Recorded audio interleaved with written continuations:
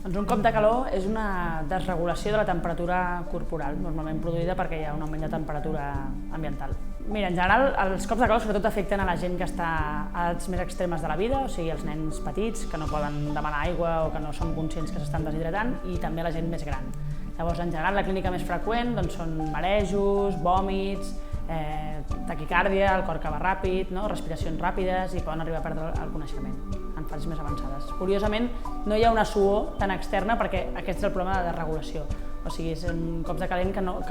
per això has d'estar molt suat. És el que a vegades despista una mica. Doncs prevenir, senzills, sobretot no exposar-se a temperatures extremes, evitar les hores que hi ha més sol del dia, al migdia, posar-nos a llocs més frescos, on hi hagi ombra, hidratar-nos bé, sobretot, beure sempre aigua, si hem de sortir al carrer o fer caminates llargues, portar aigua per anar-nos hidratant, i això, i sobretot si notem un mínim d'aquests símptomes, ràpidament posar-nos en un lloc més fresc.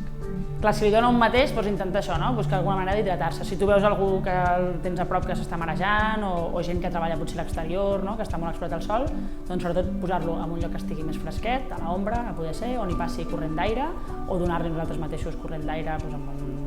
vano, amb el que trobem, hidratar-lo bé, tant a nivell de que pugui beure, tot i que pot estar una mica nauseós, això podríem posar tovalloles mullades a sobre i avisar el 112, avisar a emergències perquè el portin a urgències si cal.